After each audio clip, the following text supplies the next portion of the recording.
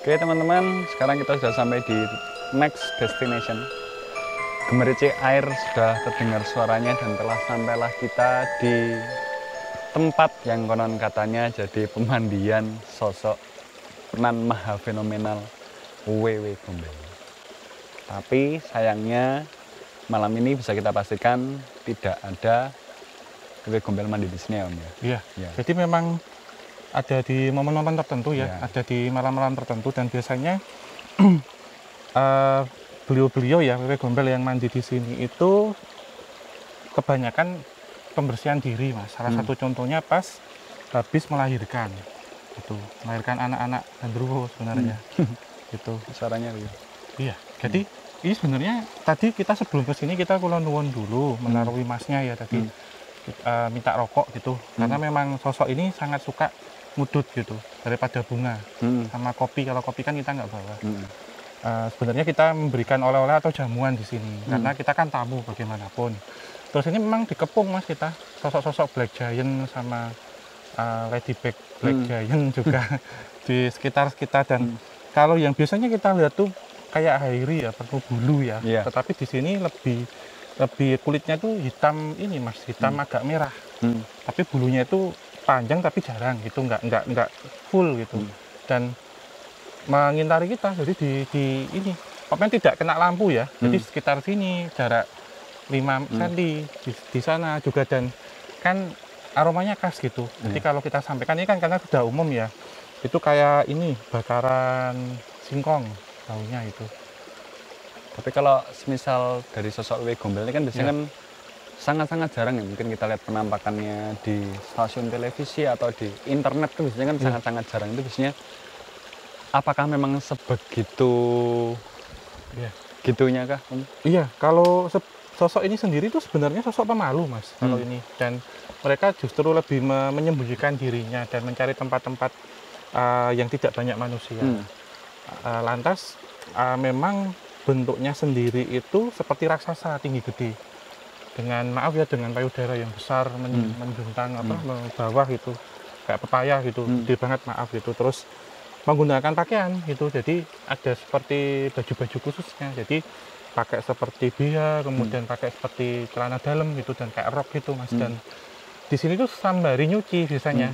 Jadi ada yang bawa kayak bakul itu kayak apa tempat itu warnanya hitam kayak bambu, dari bambu hitam tuh nanti nyuci popok-popoknya apa-apa. Dan sosok ini memang sangat suka dengan anak-anak kecil, baik anak dari bangsa manusia ataupun bangsa jin. Sehingga sering muncul fenomena di Gondol Wewe. Gondol Wewe ya. Dan kalau ini kita lihat ini jauh ya, kita lihat di tahun 50-an, di tahun 60-an, di mana daerah ini masih sepi sekali gitu ya. Terkadang yang ada di kampung yang di sebelah sana, ada di kampung sebelah sana itu sok ono kejadian anaknya hilang Mas. Terus ada seperti nabuh perkakas dapur. Lalu si wewe-nya ini nanti joget. Dan saat biasanya kan gini ya, jadi bentuknya dimasukin gini. Nanti nek wes jogetnya ini lupa. Jadi kelihatan si anaknya gitu.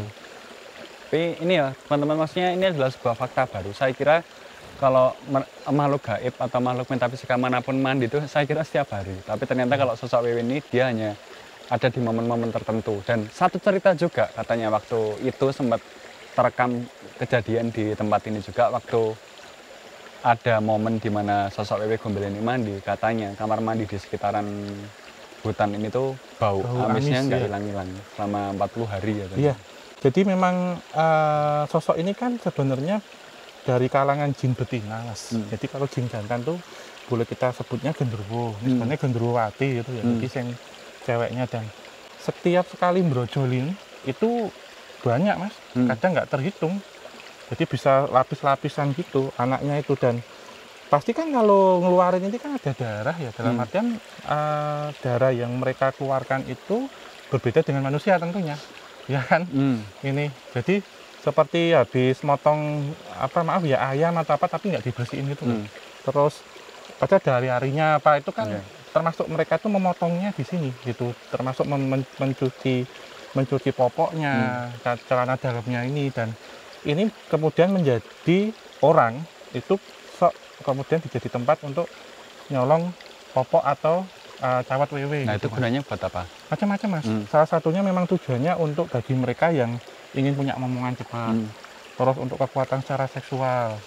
Ada juga dipakai untuk jimat-jimat tertentu gitu. Kan ada cerita popok apa cawat wewe atau Mas. Iya. Ada cerita seperti mustika Iya. atau jimat-jimat tertentu gitu.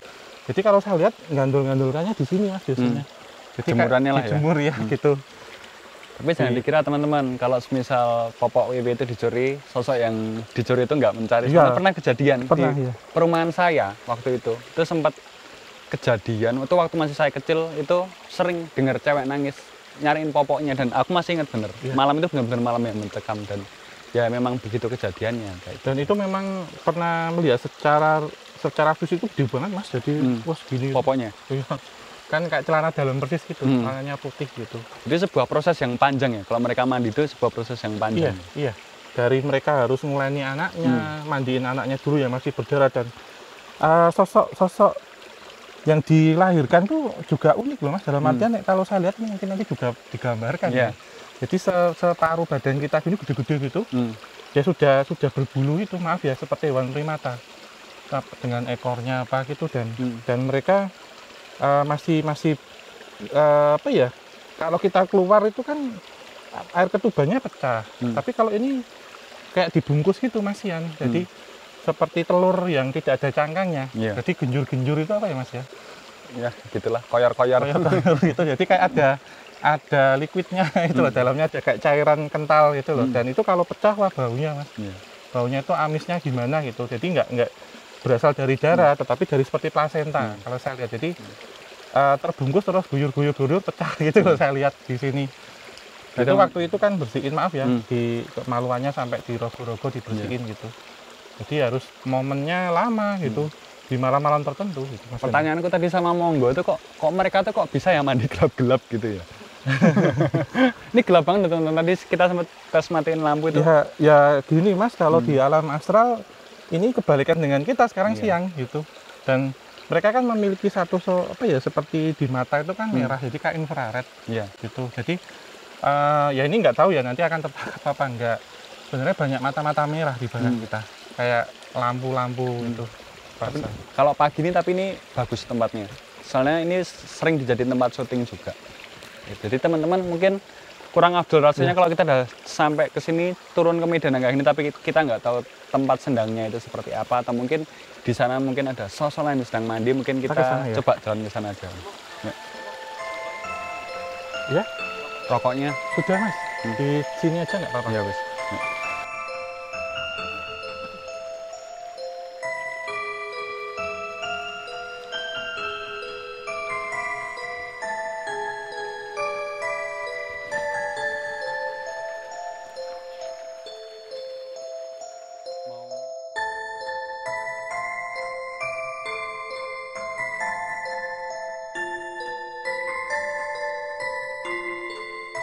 Oke teman-teman semuanya, mungkin kita tidak bisa masuk lebih dalam karena ini di dalam sini airnya udah langsung ngambang. Dan kalau kalian tanya letak sendangnya ada di mana, letak sendangnya ada di belakang ini. Lebih tepatnya ada di pojok sana itu. Nanti kamera bantu sorot ya, karena memang nggak bisa, medannya memang nggak bisa.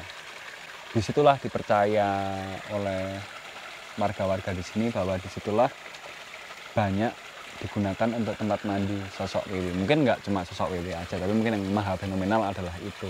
Mungkin apakah di tempat ini juga sering buat mandi makhluk-makhluk lainnya juga? Jadi ini sebenarnya tempat pensucian Mas. Kalau saya lihat ya, sekitar 500 tahun yang lalu, waktu ada seperti era di mana ada pelarian atau minggir ya, dalam arti mencari tempat ini pelarian itu di era akhir dari kerajaan Majapahit yang tadi sempat saya singgung. Itu memang beberapa orang-orang dari keraton yang ada di Watik Tapura yang sekarang jadi Trowulan itu memang melarikan dirinya ke sini Mas. Dan tempat ini memang menjadi tempat untuk pensucian atau tempat untuk mandi waktu itu oleh para putri-putrinya gitu. Karena kalau saya lihat di sebelah sana, kemudian di sini tadi ada seorang putri ya, putri raja dengan pakaian kolosal ala kerajaan ya, Majapahit akhir. Itu ada seperti selendang warna ungu yang ada, dan ini memang sampai hari ini secara karomanya atau residual energinya itu tempat ini sebenarnya bersih. Jadi kalau ada WW pun contohnya yang mandi di sini itu sebenarnya positif, bersih, ingin membersihkan diri selama melahirkan, karena beliau yang ada di sini itu, nyai yang ada di sini itu memang menuntunkan tempat ini untuk bersih-bersih, Mas. Dan tepat pas hari ini sebenarnya di belakang kita, sebelum tadi kita ke sini, itu kalau di tempat yang kedua ya, di Tuban tadi kita mendengar ada seperti suara sinden, orang menari.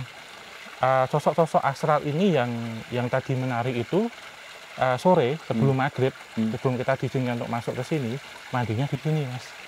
Karena tempat ini sebenarnya boleh dibilang kalau lagi dipakai untuk ritual seperti itu terlarang sebenarnya. Termasuk dari bangsa manusia pun kalau ingin ke sini tidak boleh. Tapi pas hari ini memang sudah diizinkan, sudah pas waktunya, pas kosong. Jadi kita diperbolehkan untuk ke sini. Tapi nanti jam 12 malam dipakai lagi sepertinya, Mas.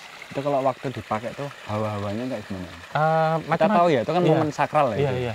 Baunya, Mas, jelas. Kita mau turun ke bawah itu sebenarnya sudah diusir dari bau dulu ya.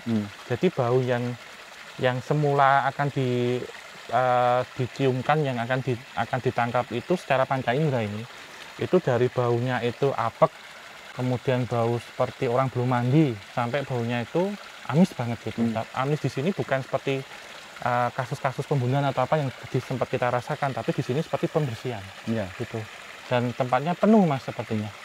Mungkin poin positifnya yang aku tangkap dari tempatnya adalah bahwa dalam dunia gaib, makhluk gaib pun tidak membeda-bedakan mana yang boleh mandi di sini, mana yang nggak boleh mandi di sini. Baik yang rupawan atau kurang rupawan pun tetap boleh. Itu sisi positifnya sih. Iya, ini memang dari yang paling cantik hingga yang paling serem semuanya ada. Termasuk peri-peri juga kalau kita sebut mandi di sini juga. Tapi memang tempat ini menjadi pembersihan itu paling banyak dari bangsa WW, Mas. Dan memang malam ini juga saya mendapatkan info nanti selepas jam 12 mau dipakai gitu, karena habis ada yang melahirkan. Karena kan seperti ini setiap selapan, 35 hari, 40 hari itu kan mereka jadi gini, kalau kita kan 9 bulan 10 hari ya manusia, mereka kadang durasinya lebih cepat, Mas, lebih cepat gitu, jadi sering-sering gitu ininya, reproduksinya lah gitu. Jadi bisa sekali lagi menjawab pertanyaan kalian bahwa jin itu beranak pinak atau tidak. Nah itu mungkin ya. Sehingga populasi manusia dengan bangsa jin itu ya benar, kalau perbandingannya 1 banding 1 juta ya itu mungkin ada benarnya juga, kayak yang pernah kita tuliskan di buku waktu itu ya. Satu yang unik di sini teman-teman, di sini tuh entah kebetulan atau apa, di situ ada pohon besar tapi warnanya hitam di antara pohon lain yang warnanya putih. Ada tadi sih cuma nangkapnya itu, entah ini suatu kebetulan atau jenis pohonnya atau pohonnya kebasahan atau apa, tapi tepat di atas sendangnya ada pohon yang warnanya hitam, sampai nggak kelihatan itu kalau ada pohonnya, ya toh? Kalian nggak akan tega tuh pertama. Itu, Mas, kayak bayangan kan. Iya. Tapi memang di sini ada kerajaan, Mas, untuk Black Giant ataupun WW ya. Kalau kita lihat sebelah sana itu memang dikhususkan, jadi dipetak-petakkan gitu. Dan ya dikawal ya, dalam artian WW ini kalau mandi juga nggak sendirian, pasti ada lakinya juga gitu, genderuwonya ditungguin lah ya. Iya, genderuwonya. Dan ini mungkin apa ya, tempat-tempat seperti ini memang boleh dibilang wingit ya sebenarnya ya. Jadi ada beberapa, kalau tadi kita cerita yang di sungai dulu pernah ada orang mandi apa, di sini pun ya sama, Mas. Jadi saya lihat ada perempuan juga yang bener manusia gitu. Tujuannya untuk ngalah berkah. Jadi untuk ilmu pengasihan, ada yang berendam di sini. Mbak-mbak di belakang saya berendam gitu. Dan kalau nanti bisa melalui tempat ini, bisa melalui waktu-waktunya itu, nanti akan dibawakan endi, Mas, Mirah Delima. Iya, untuk mustika, bisa dipakai untuk cincin atau untuk kalung, atau hanya disimpan apa gitu. Karena memang pusaka dan lebih banyak mustika di sini. Terlebih orang-orang yang di bidang hiburan atau apa gitu. Aura kecantikannya lah itu menarik. Intinya kayak mungkin yang aku tangkap kayak orang-orang yang dia cari ilmu itu ternyata lakonnya nggak gampang dan medani loh teman. Nggak kan ada yang mau effort loh datang ke sini gelap-gelap, datang ke tempat kayak gini. Kalau aku sih pray kenceng. Itu harus sendiri. Ya harus sendiri lagi. Cewek lagi gitu kan. Cuman pakai kembenan datang ini terus telanjang bulat gitu masuk ke sini. Tapi kalau topo rendem kungkum. Ibaratnya kan kalau setiap tempat itu kan pasti ada sing bau reksone siapa gitu. Kalau di sini tuh siapa? Sosok Nyai tadi, Mas. Nyai apa? Saya sebutnya ini ya, perlu diperkenalkan itu selendang nila gitu. Jadi selendangnya biru. Selendangnya biru terus ada seperti mawar di sini, mawarnya biru juga gitu.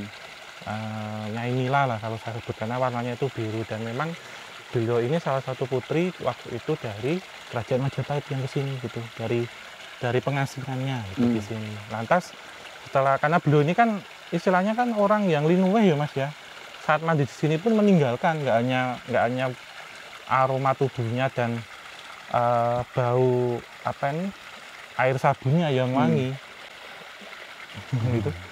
Kemudian ngundang gitu, ngundang sosok-sosok astral di sini ingin dapat wanginya beliau gitu di sini. Jadi bau harumnya itu seperti bunga-bunga tertentu kayak bunga Tanjung gitu, wangi banget itu, bunga kenongo gitu di sini.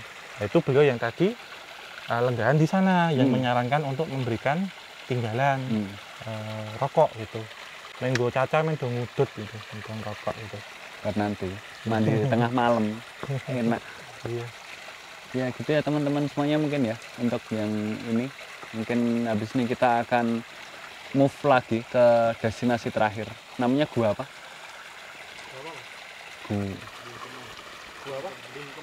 Gua Bungkeman. Wah, dari namanya aja sudah sangat-sangat Bungkeman. Nah, uniknya tempat ini kita belum tahu medannya kayak gimana. Tempat ini kan sebenarnya kita udah tahu ya, waktu itu sempat dipakai syuting kita juga. Nah, kalau yang gua Bungkeman ini masih tanda tanya. Level metafisikanya masih tanda tanya. Tapi seperti apa tempatnya? Yuk kita cari tahu bareng-bareng aja. Siapa tahu ada cerita-cerita baru yang bisa kita dapetin di sana. Oke, Om, langsung aja kita jalan. Jalan sini. Semoga nggak hujan ini. Iya. Ya. Orang yang masuk itu sebenarnya akan dites pikirannya itu bersih atau tidak. Bersih dalam artian bersih secara pikiran itu tidak mesum. Karena di sini memang semuanya akan fleksibel masuk ya. Dari orang yang posturnya itu kecil sampai orang yang posturnya gemuk itu semuanya bisa masuk Mas, asal dengan pikiran jernih. Karena di sini memang sosok-sosok yang nanti akan menggoda saat bertapa, saat bersemedi itu sosoknya seperti peri-peri yang cantik gitu.